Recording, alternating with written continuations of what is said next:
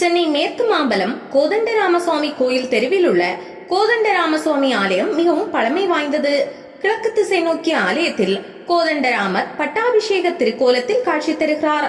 ஏற்கனவே இந்த இடத்தில் பட்டாபிராமர் ஆலயம் 1927 புனருத்தாரண்யம் செய்யப்பட்டு கருவறையில் பட்டாபிராமரின் இடதுபுறம் சீதாதேவி, லட்சுமணர், பரத, சத்ருக்னர், அனுமனுடன் கோதண்டராமர் வில்லம்புடன் பிரதிஷ்டை செய்யப்பட்டுள்ளார். ஆலயத்திற்கு நுழைந்தவுடன் இடப்பக்கம் தனி சன்னதியில் அம்புஜவல்லி தாயார் பக்தர்களுக்கு அருள்பாலித்து வருகிறார். அத்த மண்டபத்தின் வலப்புறம் யோக நரசிம்மரின் சன்னதி உள்ளது.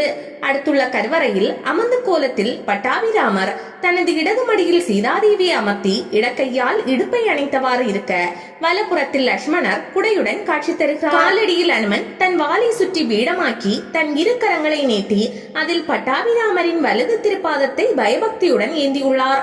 ஆந்திர மாநிலம் பத்ராசலம் போன்றே இங்கும் இருப்பதால் இந்த பழமையான திருத்தலம் தட்சிண பத்ராசலம் என்றே போற்றப்படுகிறது. ராமதாசரின் வம்சாவளியில் வந்த வேங்கட வரதராஜர் என்பவர் இந்த ஆலயத்தை நிர்மாணித்ததாக கூறப்படுவதுண்டு.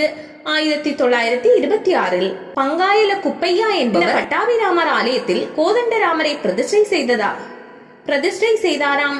சீதா, லட்சுமண, பரத, சத்ருக்ன, அனுமன் சமேத கோதண்டராமசுவாமி ஆலயமாக இந்த ஆலயம் விரிவடைந்தது. முதலில் பட்டாபிராமர் ஆலயமாக இருந்த இந்த ஆலயம் தற்போது இப்போதைய மக்களால் கோதண்டராமர் கோயில் என்றே கூறப்படுகிறது.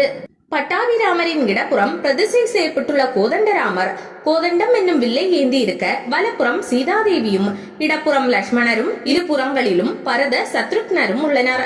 பொதுவாக ராமர், சீதாதேவி, லட்சுமணர் படங்களில் வலப்புறம் லட்சுமணரும் இடப்புறம் சீதாதேவியும் நிற்பதாக காட்டப்பட்டிருக்கும். ஆனால் இந்த ஆலயத்திலோ சீதாதேவி வலப்புறமும் லட்சுமணர் இடப்புறமும் நிற்கிறார்கள். இந்த ராம சன்னதியின் முன்பு அனுமன் தனி சன்னதி கொண்டுள்ளார். இந்த பழமையான கோதண்டராமர் ஆலயத்தில் பலிபீடம், ராஜகோபுரம் போன்றவை கிடையாது.